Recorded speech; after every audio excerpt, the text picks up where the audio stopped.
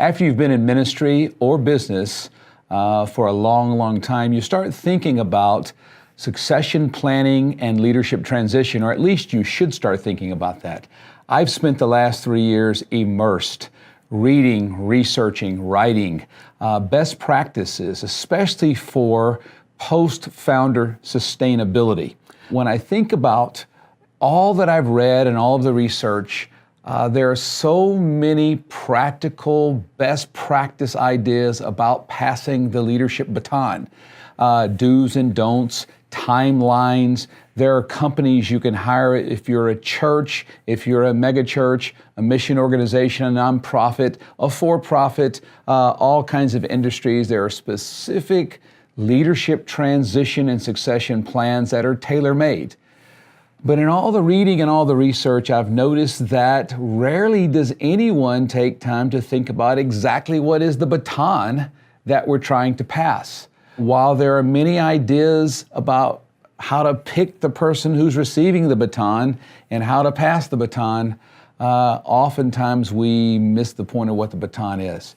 And when we talk about ministry, when we talk about spiritual leadership and church leadership and mission leadership, I want to be clear that the baton we pass is first and foremost the gospel of Christ.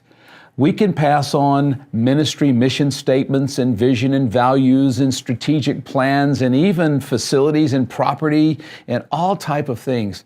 But if we miss the gospel, if we leave the gospel of Christ out, then we've missed the whole point. So partially and primarily, the baton we pass when we think about succession planning, when we think about leadership transition, it's primarily ensuring that we pass the gospel on to another generation.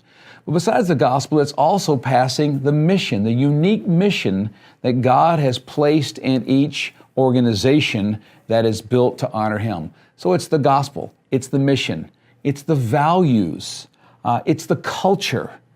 We also pass on relationships.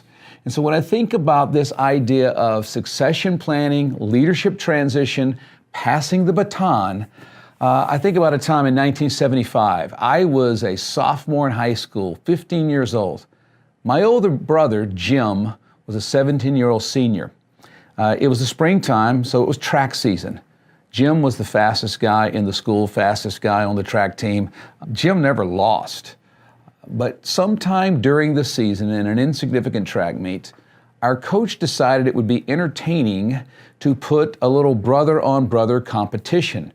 And so my brother, who was a senior, I was a sophomore, we were lined up with 6 other runners in the 100-yard dash. And to everyone's shock, I won that race. Jim came in second. Shocked him, shocked me, shocked our coach and everyone else. About 30 minutes later, we lined up again for the 4x100 relay race. Jim explained to me later that he was so upset, so angry at losing the 100 to his little brother that he was about to prove to everyone how fast he was. He got down for that 4x100 and was so focused on his anger and proving himself that he completely forgot the baton. You know, when we're trying to prove something, whether it's that we can grow a big ministry or we can prove to our parents that we were successful or we're bigger than the church down the road, it is so often when we're trying to prove something to someone that we forget the baton. We forget the point. We leave out something that really matters, which again, the starting point is the gospel of Christ. After 25 years of honoring God and establishing churches and campus ministries around the world, we're now in 79 nations. This mission God has given us to accomplish and pursue together is a starting point to solve the leadership shortages. Every time I'm on this screen talking to you, we're talking about how to solve your leadership shortage. One starting point is to make sure there's a clear and compelling mission, that we stay focused on that mission, that mission is rooted in the call and the purpose of God, that we don't deviate from that.